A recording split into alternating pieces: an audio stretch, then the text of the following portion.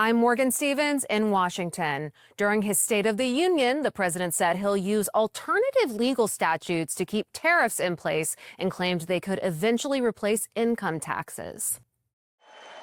President Donald Trump says that tariffs, rejected by the Supreme Court last week, will continue. Will remain in place under fully approved and tested alternative legal statutes. And they have been tested for a long time. They're a little more complex, but they're actually probably better. Legal experts note the statute Trump is using, Section 122, is only a temporary solution. The biggest problem is that they only go on for 150 days, and Congress has already made it pretty clear that they're not renewing after 150 days. So unless the president has a trick up his sleeve to renew on his own after 150 days, he's going to have to go on to something else. The National News Desk spoke with U.S. Trade Representative Jamieson Greer about how the administration will move forward. The trade policy we've had for the past year is going to remain the same. The Supreme Court came down and they said that there's one element of the president's tariff program where he couldn't use that particular legal authority.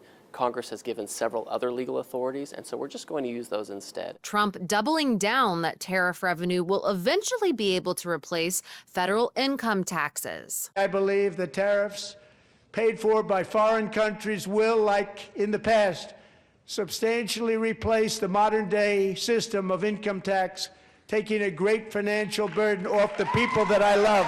Income taxes are the government's primary source of revenue, generating around $2.6 trillion annually. But experts say tariffs won't bring in enough to replace income tax revenue. Trade expert Kimberly Clausing from the Peterson Institute for International Economics told us, this is not within the realm of possibility.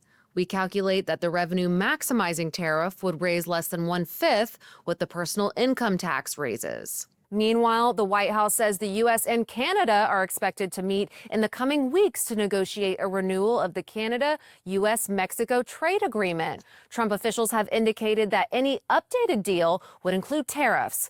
In Washington, I'm Morgan Stevens.